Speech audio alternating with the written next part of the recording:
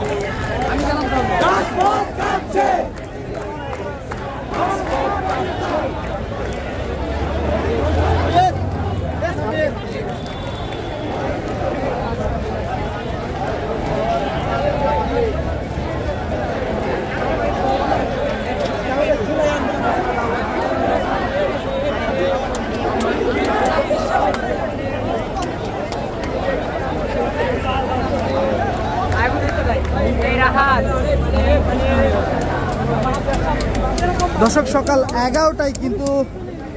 জগন্নাথ বিশ্ববিদ্যালয়ের শিক্ষার্থীরা যারা রয়েছেন তারা মার্চ ফর যমুনার অভিমুখে তাদের যে আজকের কর্মসূচি সেটি কিন্তু ডাক দেয় এবং মধ্যপথে কয়েকবারই কিন্তু পুলিশের বাধার সম্মুখীন হয় এবং পরবর্তীতে আমরা দেখতে পাই যখন যমুনার সন্নিকট আসে তখন কিন্তু পুলিশ এবং শিক্ষার্থীদের মধ্যে ধাওয়া পাল্টানোর মতো ঘটনা ঘটে এবং তারা কিন্তু এখনও এই জায়গাটিতে অবস্থান নিয়ে আছেন এবং পুলিশের যারা সদস্যরা রয়েছেন তারা কিন্তু এখনও যমুনার যে গেট রয়েছে সেখানে তারা এখনও ব্যারিকেড দিয়ে অবস্থান নিয়েছে।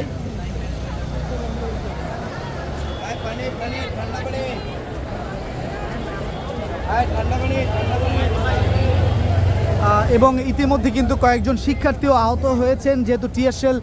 এবং সাউন্ড গ্রেনেড নিক্ষেপ করা হয়েছিল এবং পরবর্তীতে আমরা দেখতে পাই পুলিশেরও কিন্তু কয়েকজন সদস্য আহত হয়েছে।